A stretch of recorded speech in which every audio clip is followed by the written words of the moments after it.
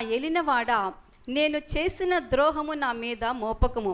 నా ఏలినవాడవును రాజువునగు నీవు యెరూషలేమును విడిచిన వేళ నీ దాసునగు నేను మూర్ఖించి చేసిన దోషమును జ్ఞాపకం అందించుకొనకము, మనస్సునందించుకొనకము. చూసారా, నేను నీకు చాలా ద్రోహం చేశాను, అనరాని మాటలు అన్నాను, దుమ్మెత్తి పోశాను.